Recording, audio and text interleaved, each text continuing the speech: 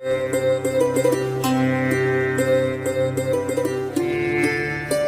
आज भी हम चर्चा करेंगे मस्तिष्क रेखा के विषय में कि मस्तिष्क रेखा और क्या क्या प्रदान करती है।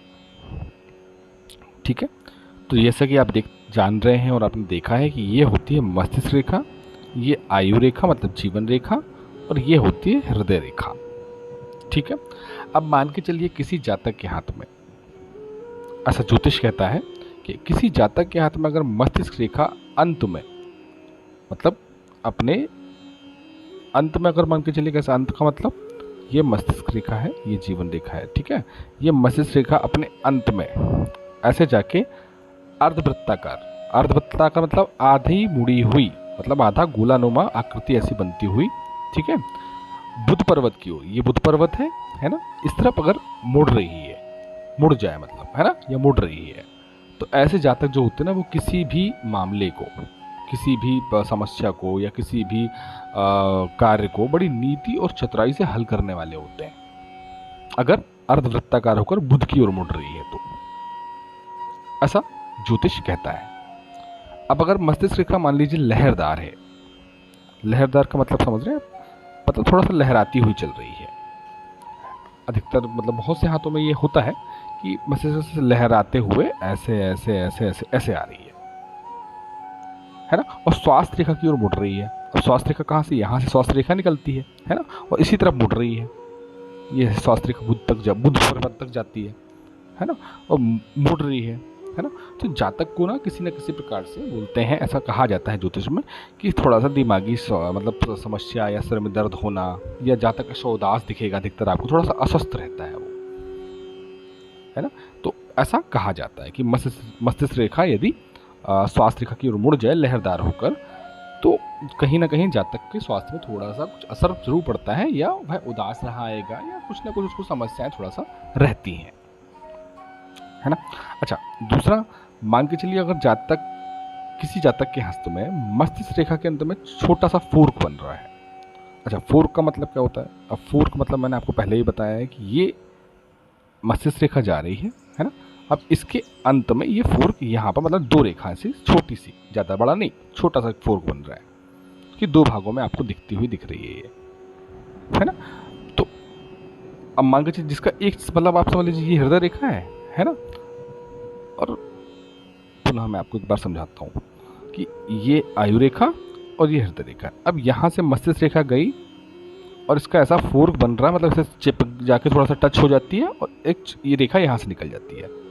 ना। मतलब एक शाखा हृदय रेखा को स्पर्श कर रही है और दूसरी जो है वो चंद्र पर्वत को स्पर्श कर रही है। ये चंद्र का पर्वत है, मान लीजिए आप ना, ये चंद्र का पर्वत होता है, ठीक है। तो ये चंद्र पर्वत को स्पर्श कर रही है। तो अब ऐसे जो जातक होते हैं ना, अगर वो किसी से प्रेम करते हैं या किसी से उनका प्रेम संबंध चल रहा है या बहुत लंबे समय से प्रेम में है ना, तो वो उस प्रेम के खातिर ना सब कुछ त्यागने तक में मतलब समृद्ध होते हैं, या त्याग देते हैं, त्याग ही देते हैं, मतलब छोड़ देते हैं, इतना प्रेम में जाते हैं वो। अगर ये फोर्क बनता हुआ दिखे कि एक रेखा हृदय रेखा को टच करे मस्तिष्क रेखा से, और दूसरा उसी मस्तिष्क से निकली हुई दूसरी रेखा चंद्र पर्वत की ओर आ जाए,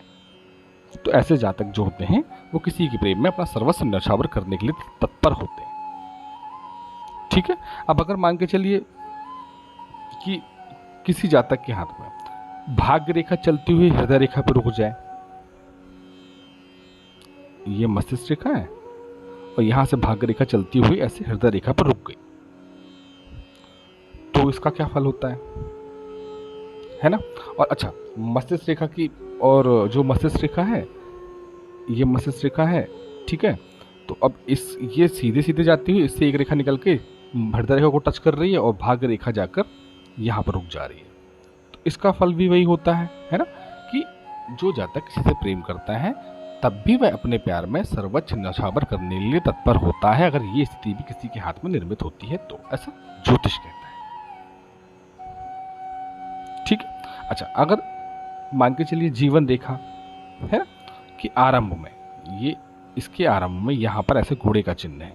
और फिर जीवन रेखा ऐसे प्रारंभ हो रही है ना, और उस पर बिंदु भी है, मान लीजिए ऐसा बिंदु भी दिख रहा है आपको बना हुआ, है ना। तो ऐसा बोलते हैं कि ज्योतिष ऐसा कहता है कि ऐसे जातक जो होते हैं उनका बचपन में किसी न किसी दुर्घटना से सामना अवश्य होता है। मैं सिर्फ आपको ये बताना चाह रहा हूँ कि मस्तिष्क रेखा में छोटी छोटी इन चीज़ों को देखा जाता है और ज्योतिष अपनी प्रेडिक्शन देता है या अपना फलादेश बताते हैं ज्योतिषी, है ना। इस बात को लेकर किसी प्रकार से भयकंपित होने की आवश्यकता नहीं है। ये केवल एक अवलोकन होता है कि ज्योतिषी अपना अवलोकन इस तरह से रेखाओं को देखकर करते हैं।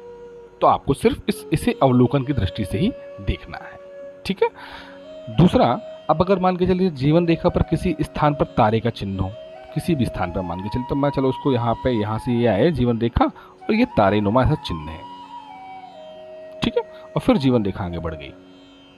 तो इसका क्या मतलब होता है ना। तो इसका मतलब यही माना जाता है कि अगर तारे नुमा चिन्ह जीवन रेखा में आपको दिखाई दे तो कहते हैं या ज्योतिष कहता है कि ऐसे जातक जो होते हैं या जातिका होती हैं उनको जीवन में किसी दुर्घटना का सामना करना पड़ता है। उसे घातक चोटों की संभावना होती है, थोड़ा सा बड़ी चोटें लगने की संभावना होती है। और अब मान के चलिए यहाँ पर ही तारे को अलग करके मान के चलिए क्रॉस का चिन्ह बन रहा है, ठीक है, ऐसा क्रॉस का चिन्ह बन रहा है, फिर जीवन रेखा आगे बढ़ रही है। अब इसका क्या मतलब होता है, तो ऐसे जो जातक होते हैं या मतलब क्रॉस का, और मतलब समझ लीजिए कि कोई और रेखा भी इसको काट रही है, यहाँ से ऐसे भी काट रही है ना। तो ऐसे जातक जो होते हैं ना वो किसी न किसी रोग से परेशान रहते हैं, उनको जीवन में उन रोगों से बड़ी लंबी समस्या बनी रहती है, किसी न किसी प्रकार से ये सामना करना पड़ता है ना। अब मान के चलिए ऐसा भी होता है कि भाई किसी व्यक्ति की जीवन रेखा पर 2 वृत्त दिखते हैं बने हुए, ऐसे बनते हैं। मैं ये बता रहा हूँ कि ऐसे बहुत से हाथ होते हैं जिनमें ये चीज़ें देखी भी जाती हैं, बहुत से लोगों के प्रश्न भी होते हैं, ठीक है। तो ऐसे जातक का मतलब क्या होता है, आप देखना अधिकतर ना उनको थोड़ा सा अंधेपन की संभावना मतलब कि उनकी आंखों में धुंधला दिखना, उनकी आंखों में समस्या बनी रहना, है ना। अच्छा, अगर 1 व्रत है तो भी आंखों में समस्या होती है, 2 व्रत है तो भी आंखों में ही समस्या होती है, ये नहीं कि अलग अलग होता है कुछ। समस्या मतलब किसी प्रकार के, भाई उनके रेटिना में प्रॉब्लम हो रहा है, मोतियाबिंद हो रहा है, या XYZ जो भी कुछ उनको आंख से जुड़ी हुई समस्याएं उनको अधिकतर देखी जाती है अगर ऐसे व्रत निर्मित होते हैं तो, ऐसा ज्योतिष कहता है, ठीक है। अब अगर जीवन रेखा पर मान के चलिए कोई दीप बनता है, बने, और साथ में मस्तिष्क रेखा पर तारे का चिन्ह हो, मतलब ये आया, ठीक है, और ये मस्तिष्क रेखा यहाँ से ये जा रही है, ठीक है, और ये स्वास्थ्य रेखा। अब मान के चलिए तारे का चिन्ह मान के चलिए हमने यहाँ बना दिया, यहीं पे बना दिया, ठीक है। ऐसे जो जातक होते हैं ना उसको, उनकी अगर हम उम्र देखें और यहाँ पे दीप का चिन्ह बन रहा है, ठीक है, तो इस उम्र में आके,